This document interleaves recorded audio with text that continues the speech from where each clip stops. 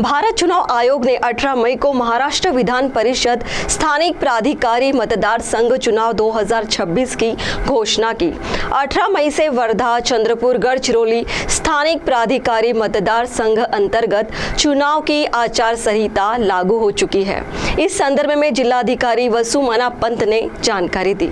भारत चुनाव आयोग ने 18 मई 2026 को महाराष्ट्र विधान परिषद स्थानिक प्राधिकारी मतदार संघ चुनाव 2026 की घोषणा की। 18 मई से चुनाव की आचार संहिता संपूर्ण वर्धा, चंद्रपुर, गढ़चिरौली स्थानिक प्राधिकारी मतदार संघ अंतर्गत शुरू हो गई है।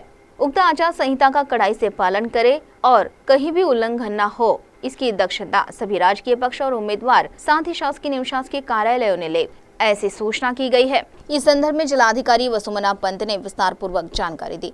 भारत निवडणूक आयोग इलेक्शन कमिशन ऑफ इंडिया यांनी दिनांक 18 मे 2026 रोजी महाराष्ट्र विधान परिषद स्थानिक प्राधिकारी मतदारसंघ निवडणूक 2026 ची घोषणा केलेली आहे आणि सदर तारखेपासून तीनही जिल्हा वर्धा, चंद्रपूर, गडचिरोली येथे स्थानिक प्राधिकारी मतदारसंघातील आदर्श आचारसंहिता लागू करण्यात आलेली आहे। आपल्याकडे जे कार्यक्रम जाहीर झालेला आहे त्याची मी संक्षिप्त तुम्हाला माहिती देते। आपल्याकडे अधिसूचना जारी करणे 25 मे 2026 पासून होणार आहे। नामनिर्देशन भरण्याचा अंतिम दिनांक 1 जून 2026। नामनिर्देशन पत्राची छाननी 2 जून 2026। उमेदवार मागे घेण्याचा अंतिम दिनांक 4 जून 2026। मतदानाचा दिवस 18 जून 2026 सकाळी 8 वाजेपासून तर संध्याकाळी 4 वाजेपर्यंत। मतमोजणीचे दिनांक 22 जून 2026 आहे। ह्या निवडणूक प्रक्रियेसाठी निवडणूक निर्णय अधिकारी जिल्हाधिकारी चंद्रपूर यानी की मी आहे आणि आपल्याकडे सहाय्यक निवडणूक निर्णय अधिकारी आरडीसी वर्धा, आरडीसी चंद्रपूर आणि आरडीसी गडचिरोली आहे। नामनिर्देशनची जी प्रक्रिया आहे ते आपण 11 वाजेपासून तर दुपारी 3 वाजेपर्यंत आपण नॉमिनेशन फॉर्म्स एक्सेप्ट करणार आहे।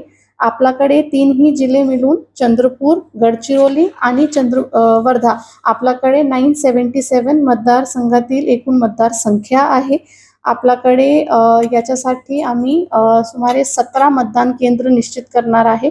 तर मतदार केंद्राची यादी आम्ही वेगळेनी पब्लिश करून घेऊ आणि आचारसंहिता पूर्ण जिल्हाभरात लागू झालेली आहे आता आणि आदर्श आचारसंहिता आपण पार पाडू। मतमोजणीची आता लोकेशन आपण निश्चित केलेली नाही आहे, निश्चित केली तर आपल्याला सांगते। हा पूर्ण मतदानची प्रक्रिया जे आहे ते बॅलेट सिस्टमनी होणार आहे। तर आपल्याकडे जम्बो बॅलेट बॉक्सेसची पण व्यवस्था करण्यात आलेली आहे। सीटीवी के लिए प्रतिनिधि वैभव रोयारकर की रिपोर्ट।